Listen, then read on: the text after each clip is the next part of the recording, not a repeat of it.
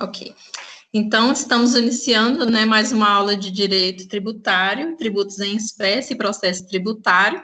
Hoje é dia 3 de junho, né, de 2020, e hoje nós vamos fazer aí a segunda parte da nossa revisão, que nós vimos, né, na aula passada a parte de impostos, fizemos a revisão que vai cair na segunda prova, que é a parte de impostos estaduais e municipais, e também na parte de processo tributário, processo administrativo e judicial tributário. Boa noite, Cálita, tudo bem? E então, hoje ficou para poder a gente rever aquela parte que eu já tinha mandado slides para vocês, né? A parte de taxa, contribuição de melhoria, empréstimos compulsórios e contribuições especiais. Então, nós vamos verificar essa parte hoje, tirar as dúvidas, né, que eventualmente vocês tenham, fazer aí a correção ou verificação de quem quer ainda apresentar o trabalho, né, daquelas questões que eu passei para pontuação e finalizando o semestre. Semana que vem nós não teremos aula, porque vocês vão ter a prova interativa. Até eu tenho um recadinho para passar para vocês aqui da coordenação, deixa eu pegar aqui para poder ver com vocês aqui. Ok. Aqui. Pessoal, então o recado da coordenação é que as provas oficiais do segundo bimestre, as disciplinas interativas e blended, vão ocorrer, então, do dia 4 até o dia 10. Quando iniciar a prova, na hora que estiver fazendo, vocês vão entrar no AVA, fazer o acesso na prova interativa. A partir do momento que iniciar a prova, vocês terão 3 horas para finalizar ela. Então, assim, vocês têm do dia 4 até o dia 10 para fazer, mas iniciou, tem que finalizar entrando no máximo 3 horas, ok? Então, os alunos com uma ou mais provas poderão iniciá-las durante todo o período agendado para realizar, mas começou, tem que finalizar no prazo limite de 3 horas, tá? E aí vai estar todas as descrições disso lá no AVA, e então vai estar lá disponível para vocês, tá? Todos os nossos links das aulas do Teams e das aulas do YouTube estão todas postadas também no AVA, todos os trabalhos, a prova 1, então, assim, qualquer dúvida em relação ao conteúdo, além dos slides, né, que eu já enviei aí para o Luiz todos, mas vou enviar ainda mais esse de hoje, que eu fiz uma revisãozinha da outra parte para vocês, então, para poder ter a revisão aí para a prova, ok? Então, seguindo o nosso cronograma, que é aquele do início do semestre, que eu passei para vocês no primeiro dia de aula, hoje, dia 3/6, era para a gente estar vendo ação declaratória e anulatória, e exceção de pré-executividade. Isso tudo a gente já viu, então, inclusive, nós já fizemos revisão de uma parte na aula passada, inclusive é uma parte do trabalho também, então nós estamos bem adiantados aí no semestre, né? Que bom. Em relação às postagens, pontuação, eu vou ler os nomes de quem tem pontuação da nota 2 comigo. Quem não tiver aqui na lista, porque eu perdi os meus dados do WhatsApp. Então, quem não tiver aqui, me manda novamente para fazer a pontuação, tá? Eu vou ler os nomes aqui. O que vai valer de pontuação, então, para essa prova 2? O desafio nota máxima, que foi feito até semana passada, né? A parte 2. A apresentação oral do trabalho é 1 ponto na prova também. O desafio nota máxima, a postagem, né, lá no Instagram também vale 1 ponto. Então, e a audiência de instrução e julgamento. Então, quem fez esses, né, e ainda não está nessa lista, por favor, reencaminhe para o Luiz me encaminhar, ok? Vou ler os nomes aqui. Ana Carolina Ferreira fez a apresentação do trabalho oral, tem mais 1 ponto. Ariston Belarmino fez o trabalho 2. O Bruno Sarazachi fez a apresentação oral do trabalho. A Cálita fez o desafio nota máxima 2 e a apresentação oral do trabalho. Cleverson fez a apresentação do trabalho. Daniel Jorge, apresentação do trabalho e o post. Denilza, apresentação do trabalho. Divaí Sebastião, o post e a apresentação do trabalho. Eliana Sena tem o post e a apresentação do trabalho. Gabriel Barão tem a apresentação do trabalho, post 2 e o desafio nota máxima. Ilvane tem a apresentação do trabalho, José Eduardo, apresentação do trabalho, José William, apresentação do trabalho, Kelly de Jesus, apresentação do trabalho, Laura Giovana, apresentação do trabalho, Letícia Souza, apresentação do trabalho, Lucas Gabriel, apresentação do trabalho, Luiz Antônio, apresentação do trabalho, Magna Siqueira, apresentação do trabalho, Maria Elisa, apresentação do trabalho, Marília Gleice, apresentação do trabalho, esse aqui acho que é do outro lado. Maurício Mendes, apresentação do trabalho, Milena Lima, apresentação do trabalho, Mirelle Damasceno, apresentação do trabalho, Nária Rafaela, apresentação do trabalho, Tainara Lopes, apresentação do trabalho, Vanessa Corrêa, apresentação do trabalho, post 2. Ok? Então, quem não tiver, né, nessa lista que eu falei, ou tiver feito as outras coisas, audiência, post, o trabalho 2 também, inclusive, do trabalho 2, vocês têm que enviar até no máximo semana que vem, tá? E a nossa prova, ela tá marcada para o dia 17/6. Eu vou tentar mandar para vocês até na segunda-feira, dia 15, para poder vocês terem aí até o dia 18 para poder fazer. Só que tem que me mandar até no máximo até dia 18, porque eu tenho que fazer a correção e fazer a postagem até na sexta-feira, ok? Da nota. E quem ficar de prova final no dia, a avaliação de segunda chamada vai ser no dia 25/6, ok? Pessoal, alguma dúvida em relação ao trabalho, em relação a alguma coisa, a gente pode começar a revisão. Alguém quer falar alguma coisa? Não, né? Então, vamos lá. Então, eu vou compartilhar minha tela com vocês, para vocês acompanharem o slide. Lembrando que, então, na semana que vem a gente não tem aula, tá bom? Pessoal, estão vendo o slide aí? Revisão prova 2? Não. Não?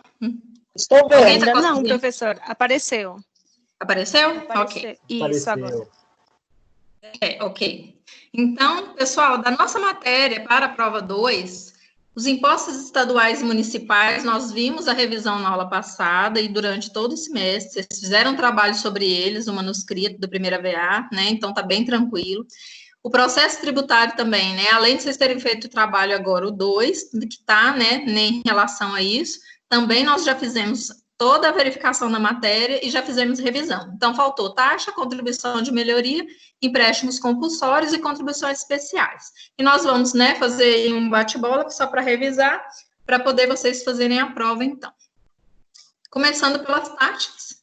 Taxas totalmente diferentes, né, um tributo totalmente diferente dos impostos, porque os impostos, eles são totalmente desvinculados a qualquer atividade do Estado. Então, o Estado não precisa fazer nada em contrapartida do dinheiro que arrecadou do contribuinte. A taxa já é totalmente diferente. Ela vai ser cobrada mediante uma contraprestação do Estado. Então, né, nas nossas 5 espécies tributárias da teoria pentapartite, nós estamos aí no segundo espécie tributária. As taxas, então, são tributos vinculados. Por quê? Porque ela remunera uma atividade que o Estado prestou para você. Então, ou seria, né, por uma atividade que ele prestou por um serviço, né, prestado para você, uma fiscalização, uma verificação de adequação de norma, ou então pelo poder de polícia. Então, primeiro o Estado age e aí cobra de você. A vistoria do bombeiro. Então, primeiro, né, tem que ir lá fazer a solicitação, faz-se a vistoria, né, ao emitir o documento que você precisa, né, ter pago lá na sua empresa, você faz o pagamento. Então, o fato gerador da taxa é uma atividade que o poder público realiza para o contribuinte. Então, é completamente diferente dos impostos, né, que os impostos seriam desvinculados, vai para o montante para prestação de serviço público. Quem decide, né, aí são os entes públicos. Nesse caso aqui, não. Só vai cobrar a taxa se tiver uma contraprestação. Ou de maneira efetiva, ou de maneira, né, à disposição. Ah, eu nem usei porque o lixeiro passou aqui na porta da minha casa, mas eu não fiz lixo esse mês. Não importa, estava à sua disposição e você solicitou que esse serviço acontecesse na sua casa. Então, mesmo que você não tenha, né, utilizado efetivamente naquele mês, você vai ter que fazer o pagamento quando vier, né, aí o tributo para pagar. A principal característica da taxa, então, é o caráter de contraprestação. Eu vou pagar porque eu vou utilizar um serviço público ou prestado por uma concessionária. Então, nesse caso, tem diferenciação, inclusive, quem presta esse serviço para mim. Então, ou a administração pública vai prestar esse serviço de uma maneira direta, né? Presta um serviço ou uma fiscalização de alguma atividade para mim, ou então ele vai, né, através de uma concessionária, e isso faz a diferenciação entre taxa e serviço público. Então, aqui o artigo 79 prevê que os serviços públicos que estão previstos lá no artigo 77, que vão ser, né, onde vão ser cobradas as taxas, eles têm que ser utilizados pelo contribuinte de maneira individualizada, ou seja, eu tenho que conseguir entender, adequar, verificar quem que foi o contribuinte que realmente utilizou daquele serviço. Então, ele vai ser ou utilizado pelo contribuinte de maneira efetiva, quando ele mesmo usufrui aquele serviço, ou quando estava para ele à disposição, mas ele não utilizou, mas da mesma forma já estava para ele para utilizar. Não utilizou porque não quis. E além desse critério, precisa ele ser específico também, quando você consegue identificar qual foi o serviço, e tem que ser de maneira divisível, ou seja, eu tenho que conseguir separar quem que foi o usuário desse serviço. Então, são exemplos de taxas. Taxa de emissão de documentos, taxa de coleta de lixo, taxa de licenciamento de veículo. Então, no caso, né, inclusive vem junto do IPVA, não deveria vir, mas tá lá, separado, taxa do outro tributo. No caso, as taxas, então, né, é o Estado que age para realizar a cobrança da taxa. Você não tem que fazer nada. Você não tem, no caso, você só solicita. O resto é tudo ele que vai lançar esse valor. Então, não precisa do contribuinte ir lá, fazer o lançamento, fazer o pagamento. Não, isso vem para ele já um boleto pronto quando ele solicita a prestação do serviço pela alguma, né, atividade estatal. A diferença da taxa também é em relação a eu individualizar para aquele contribuinte específico. Quando era imposto, ia para a coletividade, ia prestar um serviço de educação, um serviço de saúde. Nesse não, é o serviço do João, da Maria, da Manuela, então é individualizado para cada um. Então, é falado que as taxas são tributos retributivos, porque prestou um serviço, por isso que cobrou. Bilateral, porque tem o João e o município. Causal, por quê? Porque uma taxa é em relação à prestação de algum serviço. E remuneratório, porque eu estou pagando por aquele serviço que eu estou prestando. Ah, a taxa de vistoria do bombeiro. Ah, a taxa de uso de solo. Então, é tudo documento que eu preciso em relação àquilo, né, que está sendo prestado para mim.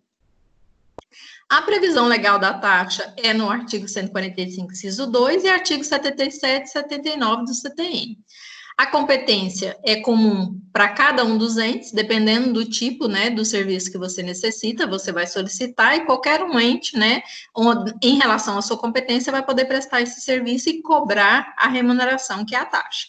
A hipótese de incidência são duas, né, prestação de serviço público específico e divisível ao contribuinte, e o exercício efetivo do poder de polícia. Então, nessas duas formas, vai poder ser cobrada a taxa. E o veículo normativo é a lei ordinária, ou seja, através de lei ordinária é que vão ser feitos, né, no caso, a competência de criação das taxas. Em relação ao âmbito federal, aí, né, da União, pode também ser, eventualmente, por medida provisória, desde que tenha fundamentação para isso. A base de cálculo da taxa é o custo dessa atividade que da prestação de serviço vai ser feita para mim. Então, vai verificar, tem uma tabela, né, onde a taxa para isso é esse valor, a taxa para aquilo outro é o valor. Às vezes pode ser também em relação à metragem daquela imóvel. Então, depende do tipo de serviço. E também não podem ter base de cálculo própria dos impostos, claro, né? Inclusive, tem a súmula vinculante de 29 que diz que não pode ter todos iguais do imposto, porque senão seria imposto, né? Então, não pode ter de maneira integral identidade em todos os critérios em relação ao imposto. Pode ter um ou outro parecido, mas não todos. A taxa de serviço, né, é criada para custear esse serviço prestado pelo poder público a cada um dos contribuintes. O contribuinte não pode fazer opção por não escolher a prestação de serviço estatal, porque o lixeiro está passando lá na sua rua. Então, independente, fala assim, nossa, eu sou uma pessoa super zen e eu não produzo lixo. Mesmo assim, vai estar passando na sua casa, recolhendo o lixo de todo mundo da sua rua. Então, quando vier a cobrança, vai ser potencialmente, né, cobrado de você. O Estado pode ou não optar por tributar, mas se a partir do momento que ele tribute, né, através de uma lei específica, o contribuinte, né, que está lá disponível o serviço para ele, ele vai ter que fazer o pagamento. No caso, então, o serviço público deve ser utilizado pelo contribuinte ou de maneira potencial, como a gente falou, e ele tem que ser específico e divisível. No caso, a taxa de serviço, ela é cobrada quando o Estado presta o serviço, de uma maneira divisível, individualizada para o contribuinte. Se ele utiliza de maneira efetiva, é quando ele usufrui do serviço. Se caso ele não usufrui, mas está à disposição dele, vai ser chamada de utilização potencial. A taxa de serviço, né, no caso, é um particular que busca, né, essa prestação de serviço. Então, no caso, a taxa é exigida daquela pessoa que se beneficiou desse serviço público. Então, se eu não vou utilizar, se eu não vou solicitar aquela vistoria do bombeiro, então eu não vou pagar, porque eu não vou pedir. Agora, a partir do momento que eu solicito, eu vou ter que pagar. Exemplo, então, da taxa de serviço seria a taxa de coleta de lixo, taxa de coleta de esgoto, taxa judiciária, emolumentos pagos ao cartório e, né, algum outro que se encaixe nesse requisito. No caso também, quando é que é considerada a taxa, é quando for o serviço individualizado prestado diretamente pelo Estado. Então, quando o Estado, ele presta diretamente, né, de uma forma por suas autarquias, fundações públicas, empresa pública e sociedade de economia mista, a remuneração, então, vai ter caráter de taxa, chamada taxa de judiciário, emolumentos de cartório e taxa de lixo. Agora, quando ele presta um serviço através das suas concessionárias ou permissionárias, que são aquelas terceiras que, em nome do Estado, presta aquele serviço individualizado para você, que você solicita, aquilo tem um caráter particular, porque tem um contrato para poder prestar esse serviço para mim, igual energia, água. Então, no caso, essa remuneração, ela tem natureza de tarifa, chamada de preço público. Exemplo, telefonia fixa, telefonia celular, serviço postal, fornecimento de energia elétrica, água e esgoto, transporte de passageiros. Então, a taxa, né, no caso de serviço e a tarifa, em que pese ser pública, ela tem essa diferenciação, taxa de serviço e tarifa preço público. Inclusive, temos aí, né, a súmula vinculante 41, que prevê que o serviço de iluminação pública, né, a OCIP, ela não pode ser remunerada mediante taxa, porque ela não consegue individualizar, né, para cada um dos contribuintes. Então, temos aí a tabelinha que a gente já viu ela durante a aula, qual que é a diferença entre taxa e preço público, é lembrar que a taxa é diretamente prestada pelo Estado, tem um regime jurídico de direito público, é cobrada também por essa pessoa jurídica de direito público, não há manifestação de vontade, é uma obrigação, porque está à disposição para você, tem natureza tributária e decorre de lei. Já o preço público, a tarifa, que é prestado por essas autorizadas, né, concessionárias ou permissionárias de serviço público, ele tem um caráter de direito de contrato administrativo, como se fosse um contrato particular. Eu peço para poder vir instalar o relógio aqui na minha casa, eu escolho isso, é um caráter facultativo, que eu posso simplesmente não querer, utilizar outro tipo de energia.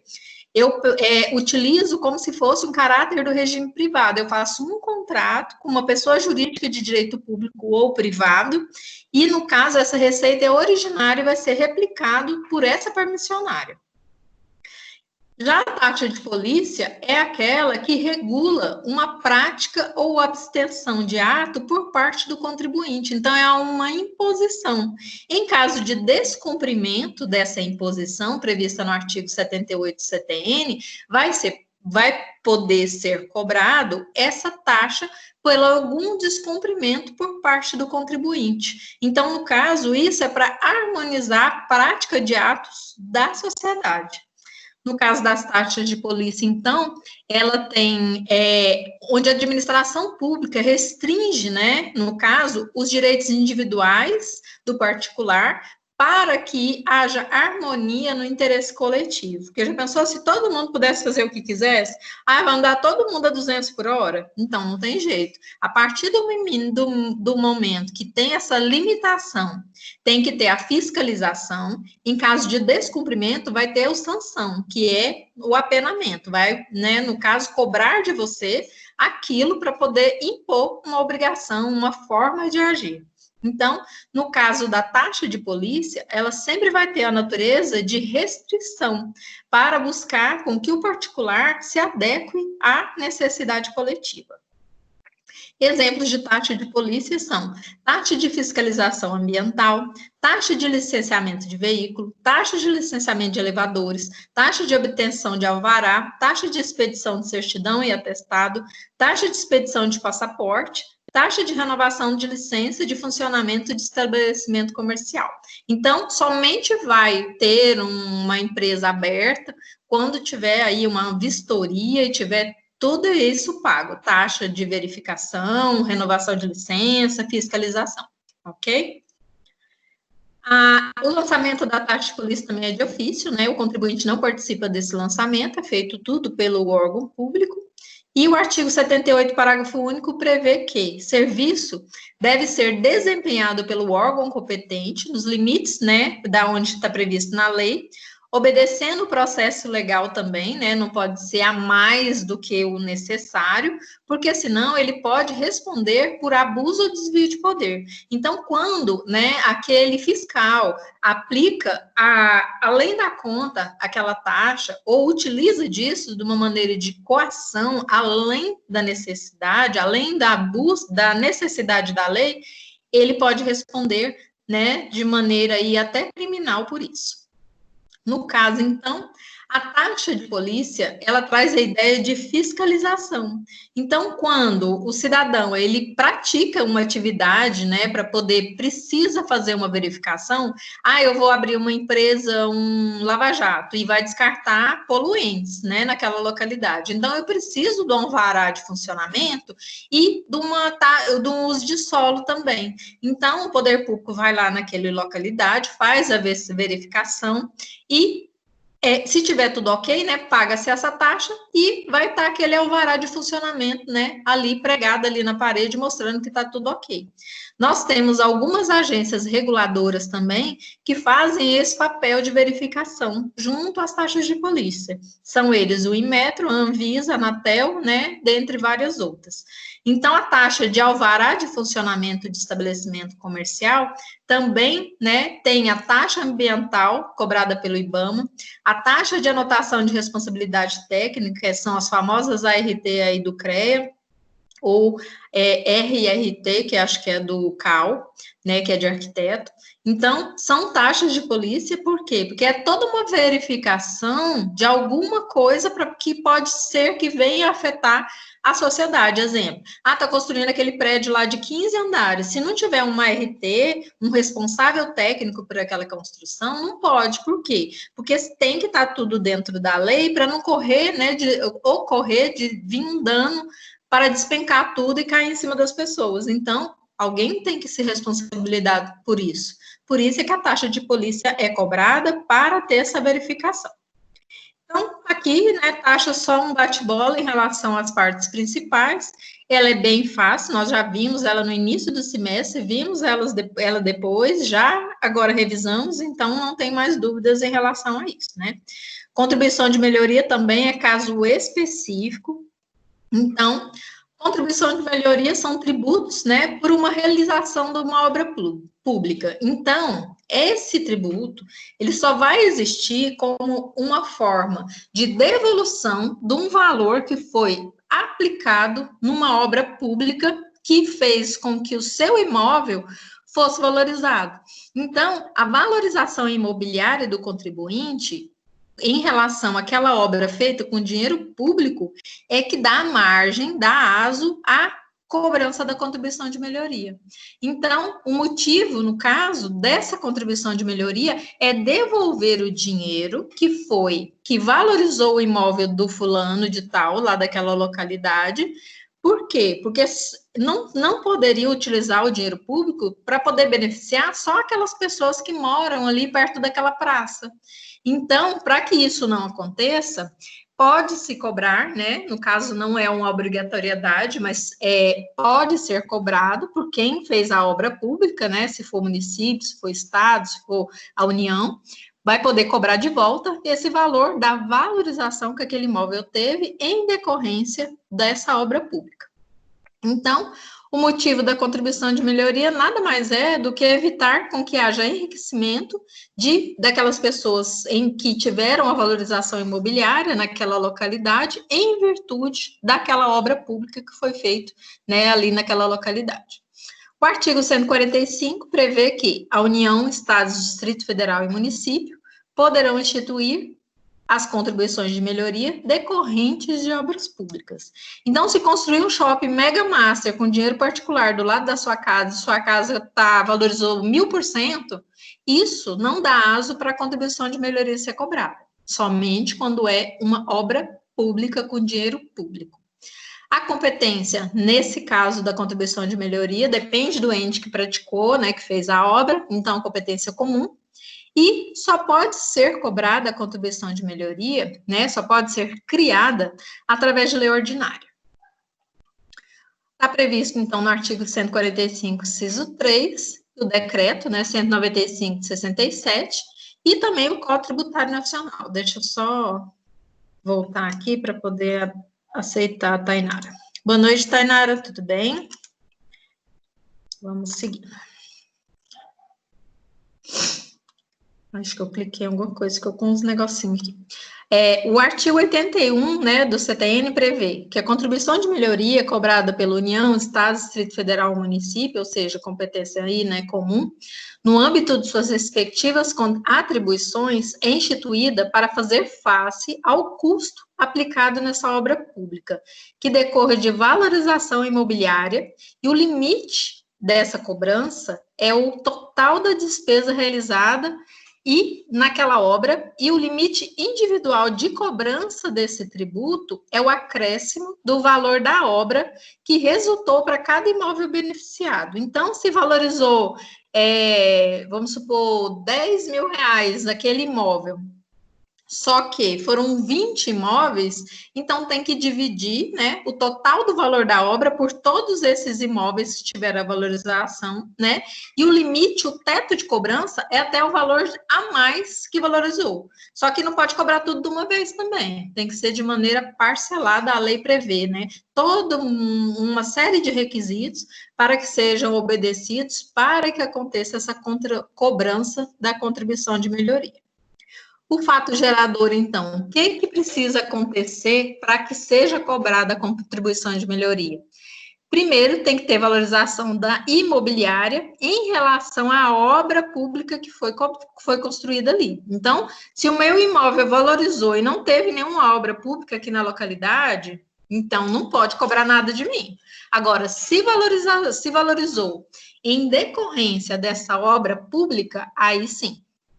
A contribuição de melhoria, então, tem como fato gerador o acréscimo do valor do imóvel localizado naquela localidade da obra pública que foi construída.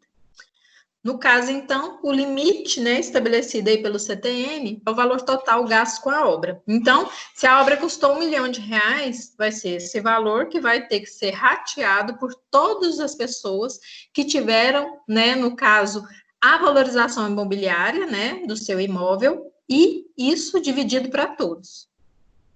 Também tem o limite, além do valor total gasto na obra, também tem o limite da valorização individual de cada um dos imóveis. Obras que podem decorrer a contribuição de melhoria. Abertura, alargamento, pavimentação, iluminação, arborização, esgoto pluvial e outros melhoramentos de praças e vias públicas. Construção e ampliação de parques, campos de desportos, pontes, túneis e viadutos. Construção ou ampliação de sistema de trânsito rápido. Serviços e obras de abastecimento de água potável, esgoto, energia, telefone. Proteção contra secas, inundações, erosões, ressacas e saneamento. Construção de estradas de ferro e construção de pavimentação e estradas de rodagem. Deixa eu só aceitar aqui quem está me chamando. Marília, boa noite. Serviços de obra de abastecimento de água potável, esgoto, instalação de rede elétrica e telefônica, acho que eu já falei isso. Proteção contra secas, inundações, erosões, ressacas e saneamento. Construção de estradas de ferro. Ah, eu já tinha falado esse. Peraí. Construção de aeródromos, aeroportos, aterros e realização de embelezamento em geral, inclusive desapropriação de aspecto paisagístico. Boa noite, Maurício, tudo bem? Então, são vários, né, que ao se aplicar o dinheiro público naquela obra e tiver efetivamente aquela obra dado aso a uma valorização do seu imóvel, poderá ser cobrada uma contribuição de melhoria. Não é obrigatório, mas poderá sim. E não tem prescrição. Então, pode demorar anos. E aí, no caso, o município depois resolver cobrar, ele pode. Desde que obedeça os requisitos de ter toda a publicação, gasto público que teve, a obra tenha sido entregue, né, completamente conforme o previsto, tenha comprovado a aplicação do dinheiro. Então, tudo isso tem que ser antecipadamente a contribuição de melhoria. Também tem que ter uma lei própria, né, uma lei ordinária prevista aí como que será a cobrança. O STF já decidiu que o mero recapeamento de via pública não pode dar aso à cobrança de contribuição de melhoria. Requisitos, né, para poder ser cobrada a contribuição de melhoria. Tem que ter publicado, antes de qualquer início de cobrança dessa contribuição de melhoria, os seguintes elementos. Então, o município resolveu fazer uma praça maravilhosa. Ele vai cobrar a contribuição de melhoria daqui 5 anos. Quando terminar a obra vai terminar daqui 3, e daqui 5 anos ele vai começar a cobrar a contribuição de melhoria. Então, antes ele tem que ter feito tudo isso, os requisitos do artigo 82 do CTN. Vamos começar. Memorial descritivo do projeto tem que ser publicado com todas as suas descrições, todo o orçamento do custo da obra e a efetiva aplicação do dinheiro, determinação da parcela do custo da obra a ser financiada pela contribuição, então tem que ter já verificada qual que vai ser a destinação dessa devolução do dinheiro, delimitação da zona beneficiada, determinação do fator de absorção do benefício de valorização nessa localidade, fixação de prazo não inferior a 30 dias para impugnação, né, de quem fosse ser cobrado, e regulamentação do processo administrativo de instrução e julgamento da impugnação. Então, no caso, se for cobrar, tem que ter todos esses requisitos, inclusive, né, o direito do contribuinte de ampla defesa, né, e de contraditório, né, com o máximo aí de provas, e o prazo nesse processo administrativo, né, no caso, tem que ser, no mínimo, 30 dias, o prazo de defesa. E o pagamento deve ser de forma parcelada anual, que não exceda 3% do maior valor fiscal do imóvel.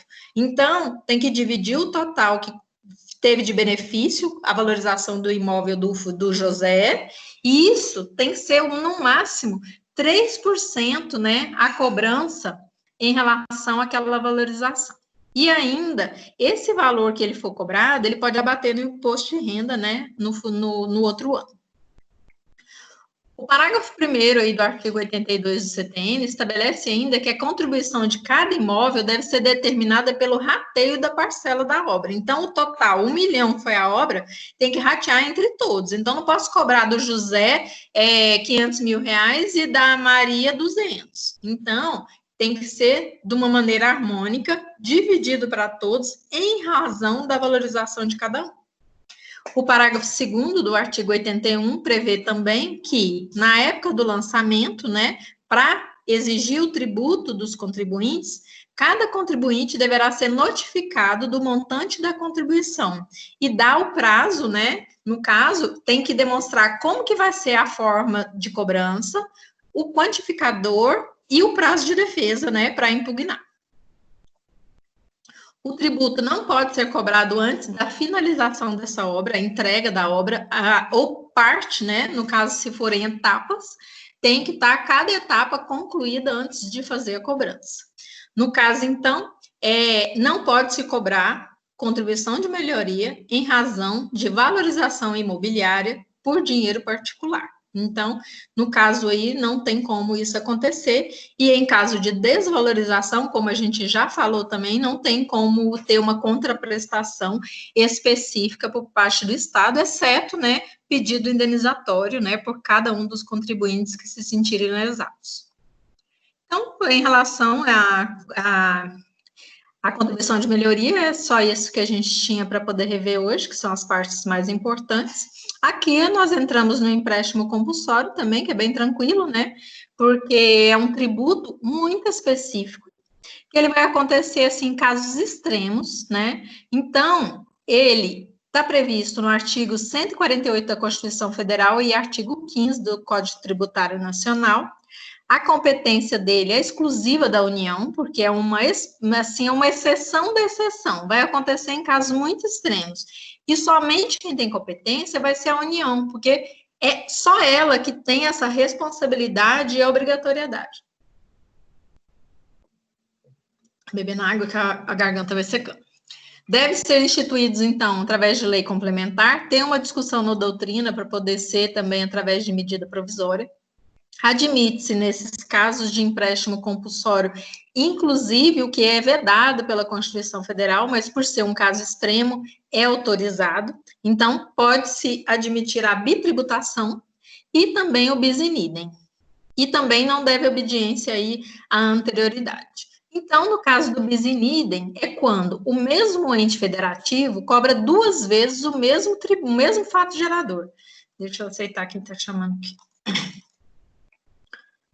Oi, Nayara, tudo bem? Boa noite. Vamos lá. E, no caso que trouxe um exemplo para vocês, imposto de renda de pessoa jurídica e contribuição social sobre o lucro líquido, né, que tem o mesmo fato gerador, que seria a renda aí, da pessoa jurídica, e, no caso, cobrado, né, do mesmo ente federativo.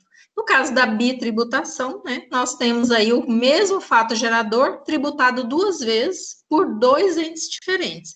Então, vamos, por exemplo, um tributo do Estado e um tributo do município com o mesmo fato gerador. Então, no caso aqui, poderia, inclusive, ter, né, um ICMS de guerra, o bis in idem aí também poderia ter, né, da mesma forma, cobrado 2 vezes o mesmo tributo, tanto pelo mesmo ente como por entes diferentes. O empréstimo compulsório, né, está previsto no artigo 148 da Constituição e prevê que a União, mediante lei complementar, poderá instituir empréstimos compulsórios. Para quê? Quando que isso vai acontecer? Para atender despesas extraordinárias decorrentes de calamidade pública, como agora, né, no coronavírus, casos de guerra externa ou sua iminência, ou no caso de investimento público de caráter urgente e de relevante interesse nacional. Então, isso vai ser descrito conforme a necessidade. Então, a lei, a Constituição Federal, ela fala o que é que pode ser utilizado para a cobrança de empréstimo compulsório, mas, no caso, a lei complementar é que vai dizer qual que é a necessidade e o que vai ser cobrado. Tem que ser descrito a forma, né, porque é um empréstimo, então a forma de devolução, a forma de cobrança, a partir de quando, né, inclusive tem se ventilado muito em relação a ter essa cobrança de empréstimo compulsório das pessoas que têm muita renda nesse momento de pandemia para ajudar a custear a saúde, né, tem muita discussão em relação a isso nos tribunais. Né, inclusive no legislativo pedindo, né, a aplicação desses empréstimos compulsórios. Então, o parágrafo único prevê que a aplicação dos recursos provenientes do empréstimo compulsório será vinculada à despesa que fundamentou. Então, não há possibilidade de desvio de finalidade aqui. Por quê? Porque se foi cobrado empréstimo compulsório para a guerra externa, tem que ser aplicado na guerra externa, por causa da guerra externa. Vai colocar no questão de saúde, né? Para ter atendimento de quem tá com algum problema, né? Sofreu alguma coisa por causa da guerra. Então, isso tem que ser aplicado por causa da guerra, esse dinheiro que vai ser cobrado do empréstimo compulsório. Ou em caso de calamidade pública, então vai ser aplicado esse dinheiro por causa da calamidade pública. Pressupostos, né, no caso da situação autorizadora para essa cobrança do empréstimo compulsório. Então, são eles: despesas extraordinárias decorrentes de calamidade pública, né? No caso, pode ter cobrança imediata, como no caso agora do Covid. Despesas extraordinárias decorrentes de guerra externa e sua iminência. Então, se tiver alguma guerra interna, alguma instabilidade interna do país, não pode ser cobrado empréstimo compulsório. Somente se há uma guerra internacional aí, né? Ou sua iminência. Os investimentos públicos de caráter urgente e de relevante interesse nacional. No caso, esse deve obedecer às duas anterioridades, conforme a Emenda Constitucional 42, de 2003. Exemplo aqui foi a transposição das águas do Rio São Francisco. O parágrafo único, então, do artigo 15, exige que a lei que institui, no caso, esse empréstimo compulsório, ele deve fixar o prazo do empréstimo e como que vai ser a devolução desse dinheiro. Então, se for cobrado em moeda, em dinheiro, em real, tem que ser devolvido da mesma forma. O STF, inclusive, né, possui entendimento da maneira de que a restituição deve ser efetuada da mesma espécie que foi recolhida. Então, se for em moeda, devolução em moeda. E pode-se instituir um empréstimo compulsório e cobrá-lo no mesmo exercício, ou seja, não precisa obedecer àquela vacatio legis da noventena, né? No caso do 90 dias.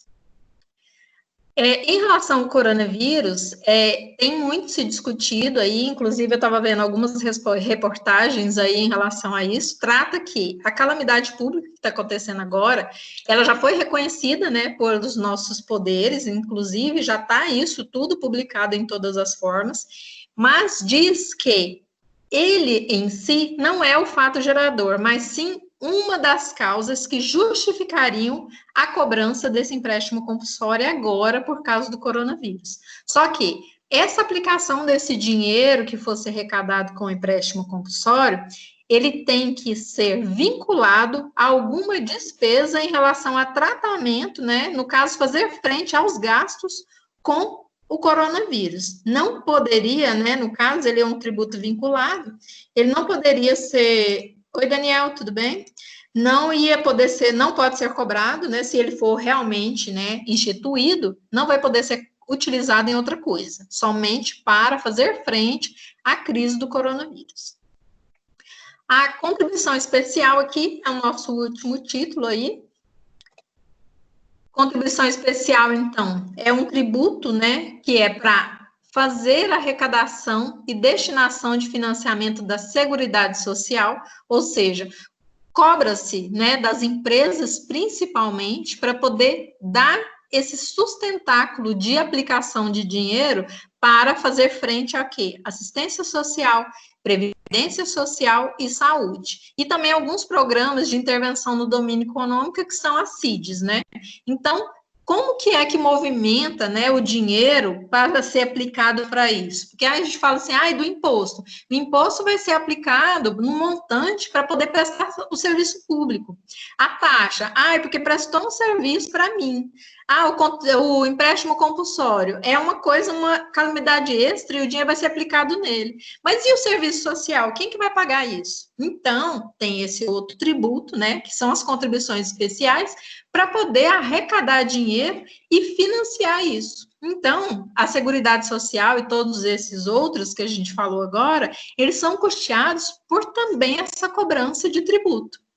E vai ser aplicado também ao atendimento de interesses de classes profissionais, como CREA, CAL, ou categorias de pessoas servindo-se de benefícios econômicos ou assistenciais. Então, eles são criados através de lei ordinária, no âmbito federal, né, no caso aí a União pode instituir por medida provisória, que seria uma exceção, e existe ainda mais uma exceção nesse caso, que prevê, né, no caso, a criação de novas fontes de custeio para a Seguridade Social. Aí, nesse caso, vai poder ser através de lei complementar também. Agora, se esse tributo já existir na Constituição Federal, aí também vai poder ser instituído por lei ordinária. Então, né, são todas essas formas aqui. As contribuições especiais, tem alguns exemplos aqui para ficar mais fácil, que pese a gente já viu, né, a gente está só revendo. Intervenção no domínio econômico é para poder o quê? Equilibrar a máquina pública. está saindo muito dinheiro do país, utiliza-se as CIDs. Está cobrando muito alto o valor, abaixa-se o valor da alíquota da CID, para poder não onerar demais, né, essa contribuição. No caso, então, também para custeio das categorias profissionais ou econômicas, para custeio do serviço de iluminação pública, que são as OCIPs, para a criação da Seguridade Social, né, o COFINS, para custeio de entidades privadas de serviço social e de formação profissional, que são o SESI, SENAC, SEST, para custeio da educação básica pública. Então, precisa de muito dinheiro para isso se desenvolver. E por isso que existe, né, mais esse tributo chamado contribuições especiais. São tributos qualificados pela destinação. Então, depende de onde ele vai ser aplicado, que ele vai ser definido, podendo ainda existir novos a qualquer momento, através, né, dos tributos lá que a gente viu residuais.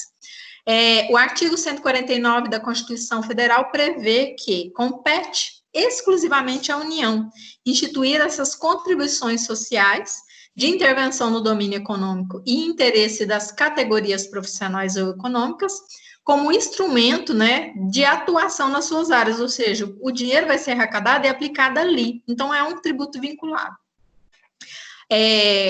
Contribuições, lembrando que contribuições sociais é uma espécie de contribuições especiais, inclusive falei isso várias vezes, né, uma ótima questão para a prova. Contribuições especiais já foram denominadas antes de parafiscais, né, elas foram, né, no caso mudou-se o nome com a criação da Super-Receita, através da Lei 11.457 de 2007. O que identifica a contribuição especial, então? A destinação, a finalidade da cobrança. Então, a União que vai instituir, só que existe uma exceção, onde Estado, Distrito Federal e município pode instituir contribuições especiais nesses casos aqui do parágrafo 1º do artigo 149, que são para custeio do regime previdenciário e a alíquota não pode ser inferior à contribuição dos serviços titulares dos cargos da União. Então, no caso, ele permite, né, que os outros entes instituam essa contribuição especial, num caso específico, mas somente nesse caso, para custear o regime previdenciário. Mas também coloca ainda uma restrição em relação à alíquota. A alíquota da contribuição, então, não pode ser inferior à da União, pode ser igual ou superior. O STF entende que a expressão regime previdenciário não abrange a prestação de serviços médicos, hospitalares, odontológicos e farmacêuticos. Então, assim, em relação a esses, não pode. Há contribuições sociais, né, que é uma das espécies de contribuições especiais. Segundo o STF, é são divididas em 3 formas: contribuição da Seguridade Social, outras contribuições sociais e contribuições sociais gerais. A primeira delas, a contribuição da Seguridade Social, ela é o COFINS, a contribuição social sobre o lucro líquido, né, que é direcionado para as empresas, e o PIS e o PASEP. As contribuições da Seguridade Social, então, têm o objetivo de quê? Angariar esses valores, né, esses recursos, para aplicar na Seguridade Social, ou seja, né, todos esses serviços, né, em relação à Seguridade Social vão ser custeados por essas contribuições. A Seguridade Social aqui, segundo o artigo 194 da Constituição, é um conjunto integrado de ações, né, em relação ao poder público e da sociedade, com a destinação para custear a saúde, a previdência e a assistência social. Então, todos esses valores arrecadados com a contribuição especial, efetivamente a contribuição social, vai ser para custear esses serviços que todos nós precisamos, né? Saúde, previdência e assistência social. Então, falando aqui sobre cada um deles, nós temos o PIS e PASEP. Inclusive, né, nós temos aí, né, uma novidade aí para vocês, inclusive no dia da aula, acho que foi o José William que me falou que tinha mudado naqueles dias, né, foi extinto o PIS e PASEP, né, mas ainda existe ainda o abono salarial, foi mantido isso aí. Então, vamos lá para ver o que cada um deles significa. O PIS, que é o Programa de Integração Social, e o PASEP, que é o Programa de Formação do Patrimônio do Servidor Público, eles são contribuições sociais de natureza tributária. Então, no caso, as pessoas jurídicas, né, as empresas, pagam para quê? Para financiar o seguro-desemprego, o abono e a participação na receita dos órgãos e entidades para os trabalhadores públicos e privados, ou seja, aquele valor, né, que vai ser para custear esses contribuintes. O PIS é para funcionário de empresa privada, geralmente eles são regidos pela CLT e quem administra esse dinheiro é a Caixa Econômica Federal. Já o PASEP era destinado aos servidores públicos, regime jurídico estatutário, né, por estatuto, você não tem uma carteira de trabalho assinada, e os empregados públicos, esse dinheiro deles é administrado pelo Banco do Brasil. Só que, tanto o PIS como o PASEP, eles foram extintos em 7 de abril agora, de 2020, né, pelo nosso presidente da República, através da medida provisória 946 de 2020, e continua somente, né, o abono salarial. Então, eles estão extintos, mas são importantes e sempre caem em prova. Não sei daqui para frente, porque, no caso, a extinção foi recente. As contribuições sociais, ainda em relação a ela, né, elas poderão incidir sobre as seguintes bases econômicas. Pode ser cobrada sobre a folha de salário, né, em relação às empresas, tanto também da pessoa física que preste o serviço ao empregador, do trabalhador e dos demais segurados da Previdência Social, não incidindo a contribuição sobre aposentadoria, né, no caso, e pensões, e receita de concursos prognósticos, né, que são aí verificação de lançamentos também. Agora, outras contribuições sociais são aí o segundo item dentro das contribuições. A União pode criar outras contribuições cuja fonte de financiamento não existe ainda, então ela pode criar novos. É a chamada competência residual. Lembra que a gente falou de impostos residuais? Aqui seriam contribuições residuais, porque a União poderá, né, através aí de lei complementar, instituir novas contribuições especiais, desde que seja necessário. No caso, então, elas não podem ser cumulativas e não pode ter a mesma base de cálculo ou fato gerador das outras contribuições, porque senão já seria as outras mesmas, né? E as contribuições sociais gerais, que são aquelas, né, criadas pela União, e a destinação dela é para custear uma atividade do poder público na área social. Então, ele utiliza desse dinheiro para fazer um serviço, né, na área social para a população. Exemplos são o salário educação e as contribuições do Sistema S, né? Então, são SESC, SENAI, SESC, são aqueles, né, serviços sociais autônomos que prestam esse serviço de qualificação técnica para as pessoas, né, para a sociedade. O STF entende que pessoas jurídicas de direito privado que realizam atividades de interesse público e, por isso, podem receber recursos públicos. São chamados, né, os tributos parafiscais para aplicação nessas entidades, o sistema S, né, o famoso sistema S. As CIDs, né, Contribuição de Intervenção no Domínio Econômico, elas têm competência somente, né, instituídas pela União. É um tributo extrafiscal, porque a finalidade é intervir na economia. Então, ela vai ser vinculada, porque a cobrança vai ser para aplicar nela mesma, e ela serve para estimular ou desestimular a utilização disso pela, vamos supor, de energia, de combustível. Se está muito consumo, pode aumentar a CID para poder diminuir, né, esse consumo, ou seja, vão intervir na economia para poder frear um pouco em relação a esse setor da economia. Então, eu utilizo a CID como um estimulador ou desestimulador para essa cobrança, porque o valor aumenta. No caso, então, agora com a pandemia, inclusive, essa CID quase que zerou, né? As chamadas CIDs, como são conhecidas, então, têm o objetivo de quê? De intervir, né, na economia para corrigir alguma distorção. Então, no caso, essa CID, exemplo, combustíveis, que é a mais importante delas, o objetivo é financiar o pagamento dos subsídios, né, dos royalties aí dos combustíveis. Então, financia também projetos ambientais, ligados à indústria petrolífera e também custeia, né, esses programas de infraestrutura de transporte. Então, ela é aplicada em relação à utilização mesmo da contribuição especial. Há também outras contribuições no setor de telecomunicações e energia elétrica. No caso da iluminação pública, né, a chamada COSIP ou OCIP, alguns falam o nome diferente, ela foi criada aí pela Emenda Constitucional 39 de 2002, que acrescentou o artigo 149A na Constituição Federal.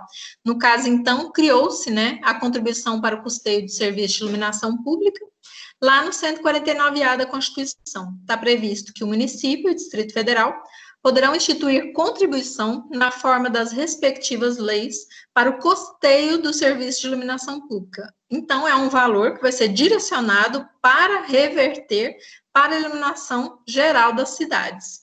É facultada a cobrança da contribuição a que se refere na fatura do consumo de energia elétrica. Ainda tem o parágrafo único para autorizar, né, essa cobrança da COSIP dentro da fatura de energia elétrica de cada um dos contribuintes. No caso, ela é restrita a municípios e Distrito Federal, né, lá está previsto. A arrecadação do município é vinculada para aplicação diretamente na iluminação pública, não pode pegar esse dinheiro para utilizar em outra coisa. A cobrança deve ser feita na fatura de energia elétrica, né, em conjunto aí com as concessionárias que prestam esse serviço. E ela é considerada um tributo sui generis. Por quê? Porque ela é totalmente diferente das outras tipos, né, de tributos. E ainda existem as contribuições corporativas, que são aquelas para as entidades profissionais. Elas são, né, de competência exclusiva da União e são instituídas para financiar essas atividades que são prestadas por cada uma dessas categorias. Então, se é a categoria de arquiteto, se é a categoria de engenheiro, se é a categoria de contadores. Então, vai ser cobrado uma contribuição especial para reverter para essas classes profissionais. É um tributo parafiscal, né, para poder utilizar nesses conselhos. A contribuição cobrada pelos conselhos profissionais, no caso, toda a regulamentação é em relação ao exercício profissional de cada classe, e ela é para custear, né, essa regulamentação desses conselhos. Exemplos são o CREA, né, que aí é de engenheiro, o de contadores, o de atividade de administração, o CRA, e, no caso de médicos, CRM. A OAB, ela não se enquadra, né, ela também é sui generis, ela não tem nenhuma vinculação com aplicação em outra coisa, ela não é um tributo. Por quê? Porque ela é revertida totalmente para os advogados. Então, as contribuições cobradas não têm natureza tributária em relação ao OAB. O STF também já disse que a OAB não pode ser tida como congênere dos demais órgãos de fiscalização, porque ela não está voltada exclusivamente à finalidade corporativa, mas sim reverte todo o dinheiro para ela. Então, isso não é tributo, tá? Então, a OAB, ela está totalmente fora, né, em relação a essas entidades de classe. E ainda temos as contribuições sindicais, que, né, no caso, teve uma mudança grande aí em relação a isso, por quê? Porque não é mais obrigatória aquela contribuição. Então, no caso, dois tipos de contribuição relacionada ao sindicato nós temos. É a contribuição confederativa, que é aquela, né, cobrada uma vez no ano, que não há mais compulsoriedade, né, a gente sabe, e não é um tributo, ela é uma aplicação para reverter, para custear os sindicatos. A outra é a contribuição sindical, que é aquela, né, que antes era compulsória, agora no caso, quem quiser. O STF já reconheceu a natureza tributária dessa cobrança. Se caso a pessoa quiser contribuir, esse valor vai ser revertido para custear aí os sindicatos. Tem, né, essa natureza tributária. No caso, então, a Lei 13.467 de 2017, que foi a reforma trabalhista, né, pôs fim à obrigatoriedade dessa contribuição. Então, antes você era obrigado a pagar uma vez por ano um valor, né, o valor, se não me engano, é de um dia de trabalho por ano para a confederação, e para o sindicato no local, que seria a contribuição sindical, era mensal. Agora, depois da reforma trabalhista, não é mais obrigatório. Então, o custeio dos sindicatos está diferenciado.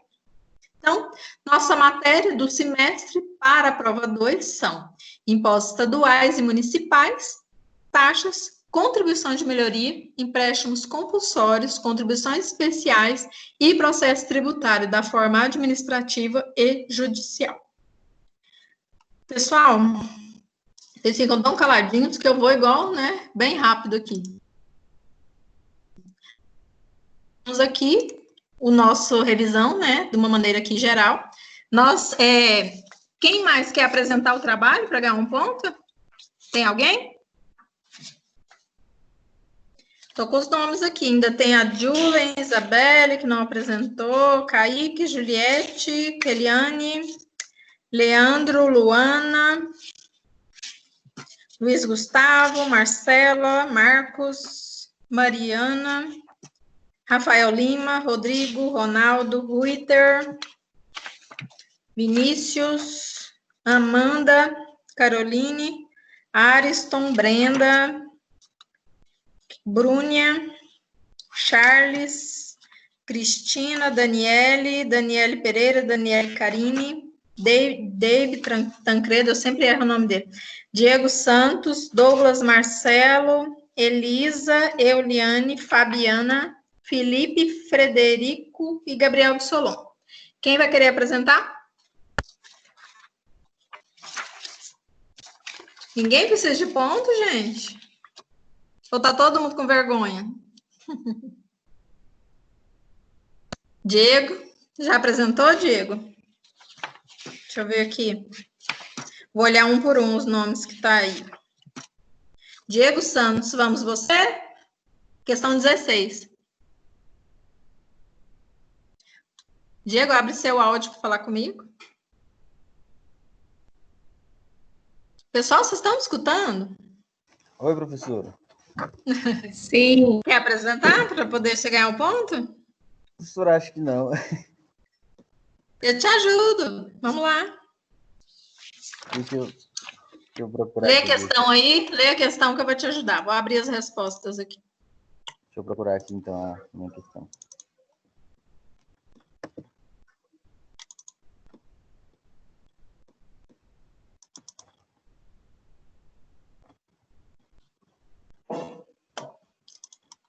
Aqui tem 2 trabalhos, eu abri um. Não, né? Não é esse que tem resposta, é esse aqui, com respostas. 16, né? Pode ler, Diego. O fato gerado da taxa não é um fato do contribuinte, mas um fato do Estado. Este exerce determinada atividade e, por isso, cobra a taxa das pessoas que dela se aproveitam. Isso, a gente falou então agora que a taxa é o quê?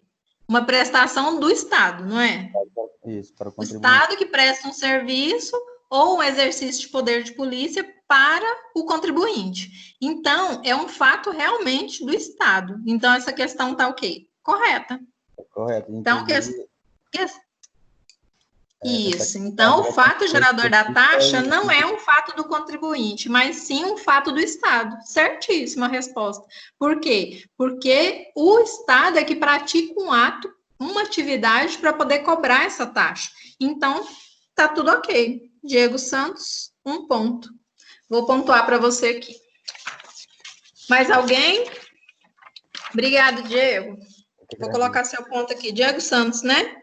Isso, obrigado, senhor. Isso, oral 2. Obrigada a você. Vamos ver quem mais aqui que tá. Bom, Cálita acho que já respondeu. Cleverson. Deixa eu olhar pela minha lista aqui. Quer mais ponto, Cálita? Quer responder mais uma? Cleverson já respondeu também. Daniel. Sério, professora? Daniel se responder outra. É sério? Se responder outra, ganha ponto? É, oi. Gente, Tô calma boazinha aí. hoje. Tô vendo, calma Tô aí. boazinha hoje. Último dia de aula. Pensa na felicidade de todos nós. Divaí já respondeu. Deixa eu dar uma olhada aqui nas que eu lembro. Nas Quem que eu sei, né? Esse é do... Quem que é esse? Abre... Eu não consigo saber o nome. Quem que é o convidado que está com SENE Edu? Eduardo? Eduardo, é você? Sou eu. Eliana. Hã? Já respondi, já. Já respondeu, né? Ah, é porque eu não consegui entender seu nome. Magna, acho que respondeu também. O seu nome parece diferente aqui no Teams para mim. Magna, eu não botei seu nome aqui na... É o que, Magna? A Magna Siqueira já respondeu já também. Já sim. Milena já respondeu, né? Milena já respondeu também. Naira, deixa eu ver aqui. Naira respondeu. E William é o que mesmo? William é outro nome, né? Tá como William. José William, professora. Oi, José William, né? Eu sempre busco seu nome aqui, mas aparece só William aqui para mim no Teams. José Professor, William. o Daniel também. Já respondeu também. Ok? Oi? O Daniel Jorge já respondeu? Daniel, deixa eu ver aqui, Daniel. Acho que já. Eu acho que já também. Daniel Jorge Silva respondeu a questão 11 no dia 27 de maio. Quer responder mais um? Não.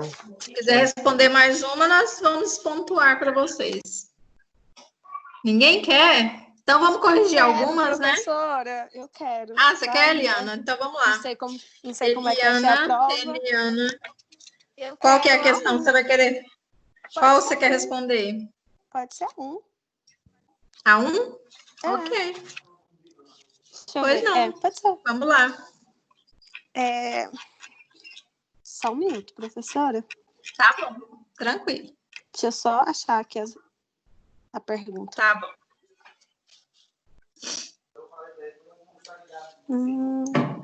Pode ler, professora, porque estou no celular. Pode ler? A 1? Pode. Certo. E seu nome é qual? Meu nome, Eliana. No caso, Eliana Sena, né? Isso, professora. Ah, tá. Pode falar. Pode ler a 1 para mim? Pode. Leio. A respeito de tributo, assinale a opção correta. Letra A. É vedado o pagamento de tributos com títulos da dívida imobiliária. Letra B.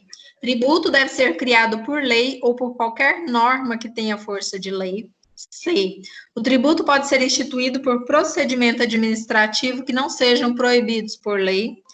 D. O tributo constitui direito real do Estado perante o contribuinte. Letra E. A vontade do sujeito passivo é irrelevante na relação tributária. Bom, pelo que eu entendi, no caso seria a resposta A E, que é a vontade do sujeito passivo é irrelevante em relação tributária. Tá certo? Isso mesmo, tá certo. O tributo é uma prestação compulsória, né? No caso, é obrigatório. Então, o fato gerador do tributo ocorre independente, né, da vontade do sujeito. Então, se ele praticou o fato gerador, isso vai ter que ser cobrado. Então, letra E é correta. E Eliana Sena da Paz, mais um ponto. 2 pontos para você, ok? Parabéns. Gente, ótimo. Obrigada. Mais alguém, gente? Eliana Sena. Ok. Bom, ninguém mais quer ponto, né? Então, vamos corrigir aí. Então, qual que é o seu nome? José William. Gente, José William. Que a professora... Qual questão que você quer responder, José William? Pode escolher, professora. Posso escolher? Então, é 3.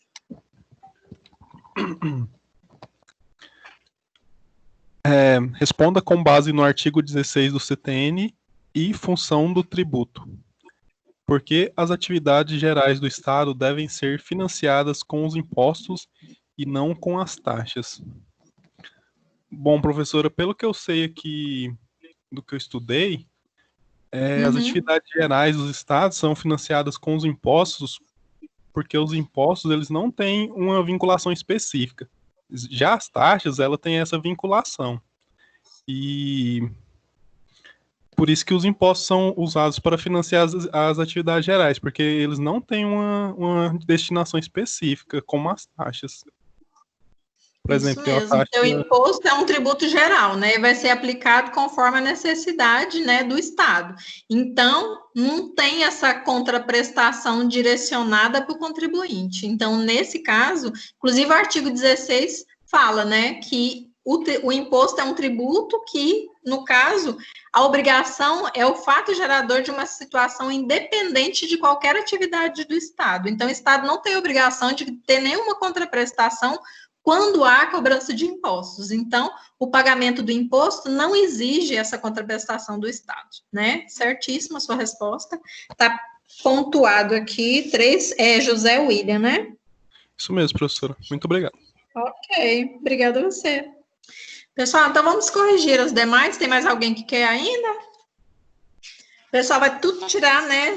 Acho que é 2.500 na minha prova, não precisa de nenhum ponto a mais. Olha que maravilha. Pessoal, se alguém depois tiver com vergonha, igual muitos aconteceram, de não querer falar aqui na aula ao vivo, pode mandar um áudiozinho para mim que eu pontuo. Pode, pois não? É a Naira que está falando. Eu Oi, Naira. responder a 8. Posso? A 8? Pode. Pode fazer a leitura para mim, por favor? Pode. Naira o quê? Naira Rafaela. Sim. Ok, pode falar, Naira. A senhora só pode abrir a pergunta aí para mim? É porque eu estou no celular também. Da 8? É a 8, né? Uhum. Tá, vou ler para você. Sempre que possível, os tributos terão caráter pessoal e serão graduados segundo a capacidade econômica do contribuinte. Sim, ele sempre é possível. Ele está descrito no artigo 145, parágrafo 1º, que diz o seguinte: sempre que possível, os impostos terão caráter pessoal e serão graduados segundo a capacidade econômica do contribuinte, facultado à administração pública. E em casos como conferir a efetividade dos seus objetivos, tais como identificar os respeitados direitos individuais no termo da lei, o patrimônio, os rendimentos e as atividades econômicas do contribuinte. Uhum. Então, essa questão aqui, a afirmação dela está errada, mas o artigo 145 está certo. Então, ela está afirmando uma coisa, só que em geral. No caso, os impostos, né, os impostos estão dentro dos tributos. E o imposto tem caráter pessoal, mas no caso aqui, essa literalidade aí do artigo, ele não pode dispor conforme essa frase que está falando da capacidade econômica do contribuinte. Ele está falando de uma maneira geral, como se fosse por imposto, mas no caso da palavra tributo, aí está errada. Então, a sua afirmação está correta. Naira Rafaela do Carmo, pontuado 2 vezes, para você a Obrigada, apresentação professora. oral. Obrigada a você, parabéns pela resposta. Mais alguém, gente? Não? Então, vamos lá, vou passar só as respostas para vocês de algumas aqui, as discursivas não, vou responder só essas primeiras, tá? Então, questão 1, letra E, a respeito... Oi? Só um minuto. Poderia me explicar a 53, no caso? Explique sobre o princípio da sindicabilidade. Eu acho que essa eu não consegui, assim, eu não entendi.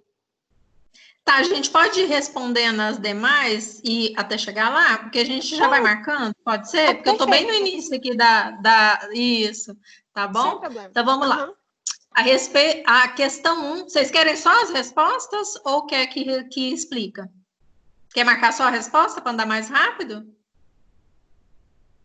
Vocês que escolhem. Quiser que eu explique cada uma das alternativas, eu estou aqui para isso. Pode ser só a resposta. Pode ser só a resposta? Então tá. Professora. Então está todo mundo de acordo, vamos lá. Questão 1, a respeito Professora. do tributo, assinale a opção correta. Então, é letra E, né, que foi respondida aí esqueci o nome dela. A vontade do sujeito passivo é irrelevante na relação tributária. A resposta correta da letra 1, da questão 1, é letra E. Agora, a questão 2, a resposta é letra A, irretroatividade da lei tributária. Questão 3, ela está, então, a resposta está no artigo 16 do CTN, né? Porque, no caso aqui, trata-se de tributos que buscam realizar a solidariedade social. No caso aqui, o artigo 16 do CTN prevê que o tributo é uma obrigação que tem por fato gerador, independente de qualquer atividade do Estado. Igual foi respondido esqueci o José William, né? Então, o pagamento do imposto não exige uma contraprestação por parte do Estado, tá bom? Questão 4, a resposta correta é a letra C, operações de crédito, câmbio e seguro ou relativas a títulos ou valores mobiliários, o IOF. Se vocês quiserem que leia a pergunta e a resposta correta também posso fazer, tá? Questão 5. Comentário, a cobrança dos tributos e o imposto, né, no caso é uma das espécies, é uma atividade vinculada. No caso, então, além disso, o fato da cobrança ser vinculada ou não tem a ver com o destino dessa arrecadação. Então, depende, né, para onde que vai ser aplicado o dinheiro. Então, essa questão que prevê aí o artigo 3º do CTN está errada, porque ela fala que se com base no artigo 3º do CTN, é correto afirmar que a cobrança de imposto decorre de uma atividade administrativa não vinculada. Haja visto, os recursos podem ser utilizados com qualquer despesa. Então, a questão está errada porque... Deixa eu só ver quem está me chamando aqui, só um minuto. Deixa eu botar aqui para... é o Daniel. Acho que ele deve ter saído e estava entrando de novo. Então, vamos lá. Então, essa questão está errada porque ele está afirmando, só que, no caso aqui, ele está falando em relação aos impostos. E a cobrança dos tributos, o imposto é uma só das espécies. Então, no caso, seria aí uma atividade vinculada. Questão 6. Responda se é correto afirmar que os impostos terão, sempre que possível, caráter pessoal e base de cálculo diverso das taxas. O artigo 145, parágrafo 1º, né, da Constituição Federal, ele prevê que, sempre que possível, os impostos terão caráter pessoal. Então, aqui ele fala que eles terão caráter pessoal e base de cálculo diverso da taxa. Então, ele está fazendo uma afirmação diferente da lei, por isso a questão está errada. No caso aqui, a base de cálculo é um dos elementos para diferenciar a natureza desse tributo, mas para diferenciar o imposto da taxa. Questão 7. O tributo cuja obrigação tem por fato gerador uma situação independente de qualquer atividade estatal específica relativa ao contribuinte são os impostos. Letra C. Né? A gente, inclusive, acabou de ler isso. É o artigo 16 do CTN, quem quiser aí fundamentar a resposta. Questão 8. Sempre que possível, os tributos terão caráter pessoal e serão graduados segundo a capacidade econômica do contribuinte. O artigo 145, parágrafo 1º, prevê que, sempre que possível, os impostos terão caráter pessoal.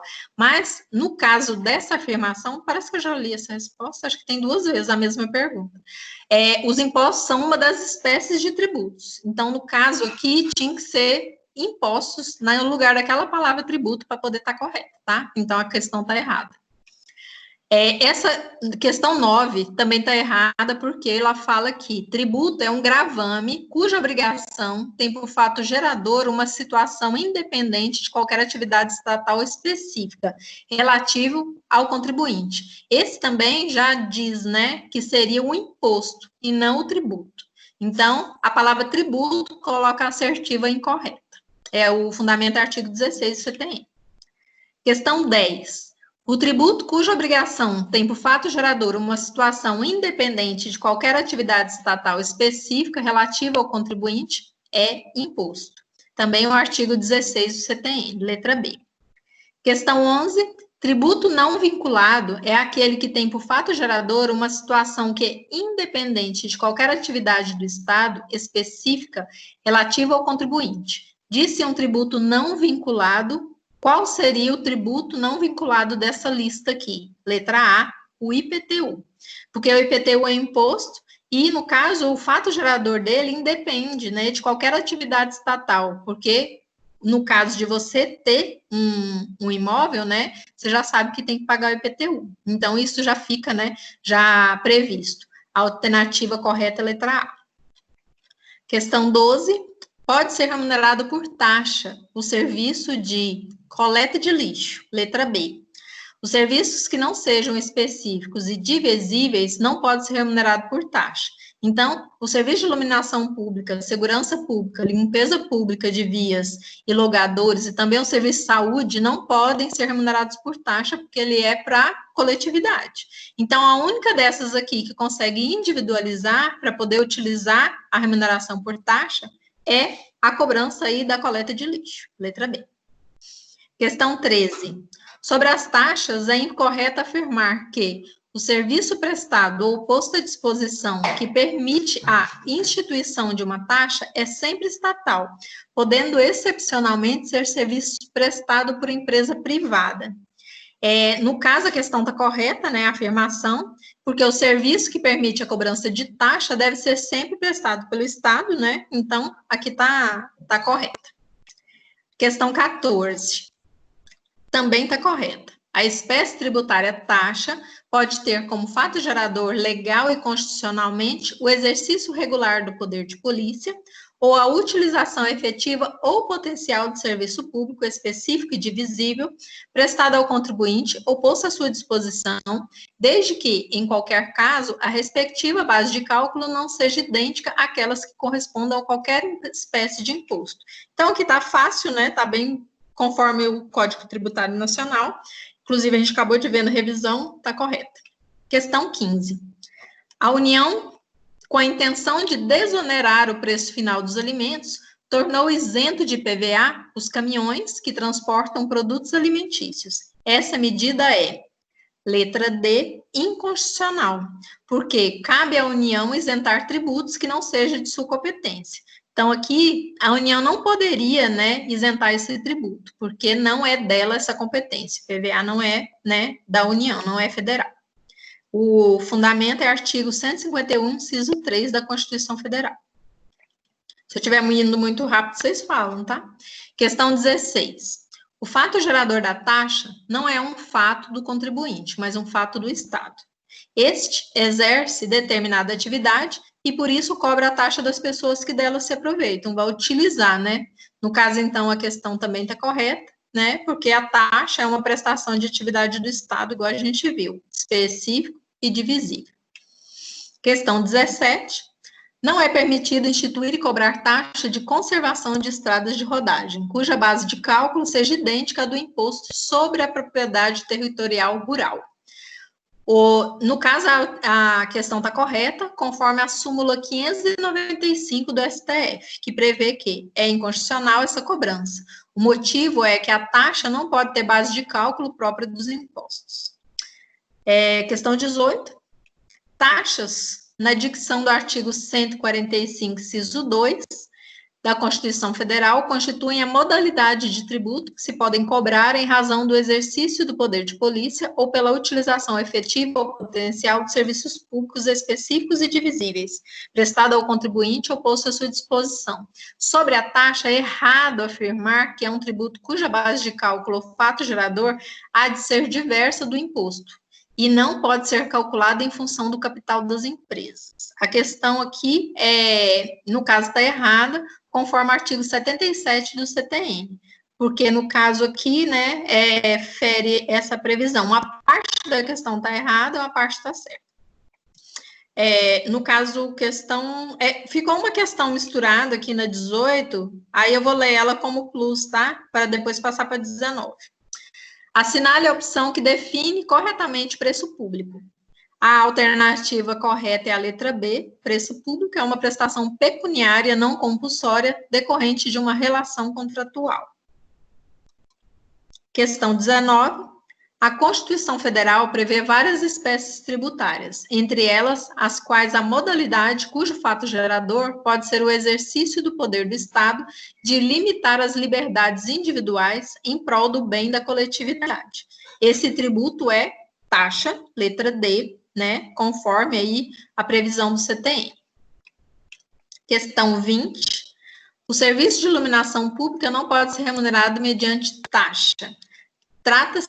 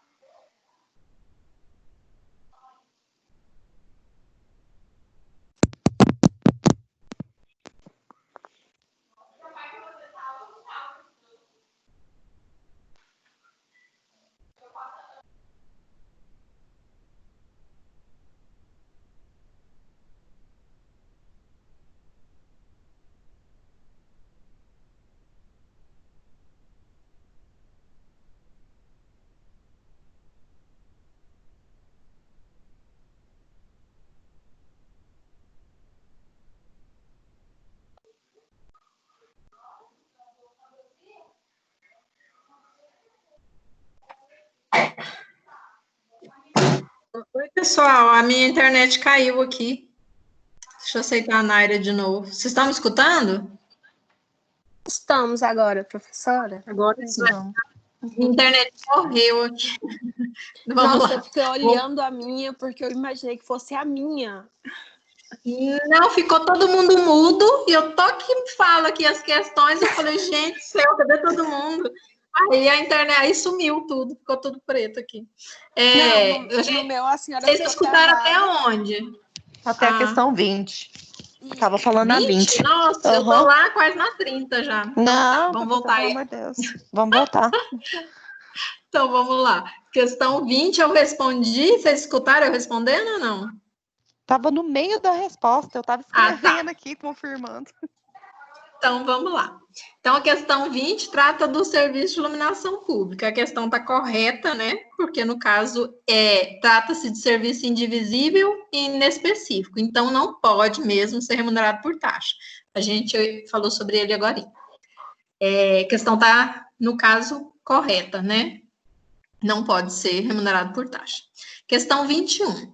A receita líquida do imposto sobre exportação tem como destino formar reserva monetária na forma da lei. A gente viu, né, sobre o imposto sobre exportação no início do semestre. Letra D. Questão 22. Identifique nas opções abaixo o tributo cujo fundamento ético-jurídico é o não enriquecimento injusto. No caso, então, seria a contribuição de melhoria, igual a gente viu, porque é injusto que somente aquelas pessoas que moram na localidade onde teve a obra pública recebam, né, essa valorização imobiliária. Então, seria essa devolução aí do contribuição de melhoria na letra E correta, por quê? Porque a contribuição de melhoria nada mais seria do que uma devolução em relação àquela obra que foi feita que valorizou o seu imóvel. Então, aí a base é o não enriquecimento sem causa. Letra E. Questão 23. É motivo que possibilita a União instituir empréstimos compulsórios a necessidade de, letra D, realizar investimento público de caráter urgente e de relevante interesse nacional, porque aí é o empréstimo compulsório, igual a gente viu agora mesmo, então vai para, no caso, um caráter excepcional, né? Letra D, resposta. O fundamento, se quiserem anotar também, é o artigo 148, inciso 2. Questão 24. Um tributo que tenha por característica ser não vinculado, já fala que é imposto, né? Letra C. Não vinculada a uma atividade do Estado, admita por expressa e excepcional previsão constitucional destinação específica do produto da arrecadação e não admita previsão de restituição ao final de determinado período, não poderia ser empréstimo compulsório, né? Então, letra C, imposto. Questão 25. Para se instituir um imposto, é necessário que, letra B, esteja previsto no Código Tributário Nacional e seja instituído pelo ente público competente dentro das limitações constitucionais impostas. O fundamento é o artigo 17 do CTN, que prevê que os impostos componentes do Sistema Tributário Nacional são exclusivamente os que constam deste título com a competência e limitações nela previstas. Então, somente, né, o CTN que vai ditar.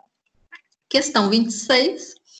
Com relação ao imposto sobre importação, né, o II, aí, o produto estrangeiro que for abandonado e leiloado tem como base de cálculo, letra A, o preço da arrematação, né? Porque no caso ele vai ser, né, arrematado por aquele que tiver interesse e esse preço, né, tem um mínimo exigido. O fundamento é o artigo 20, inciso 3 do CTN, que prevê que a base de cálculo do imposto é, quando se trate de produto apreendido ou abandonado, levado a leilão, o preço da arrematação. Questão 27. No imposto sobre importação, considera contribuinte, letra C, o importador ou a quem a lei a ele equiparar ou ao arrematante do produto apreendido ou abandonado. O fundamento é o artigo 22 do CTN. Questão 28. Sobre a possibilidade de delegação da competência tributária, é correto afirmar, letra B, é possível delegar a função de arrecadação e fiscalização de tributos, além da execução de leis em matéria tributária.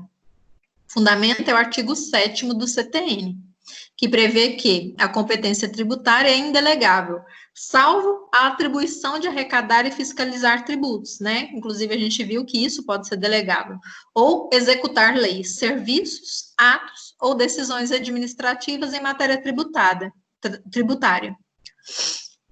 Questão 29.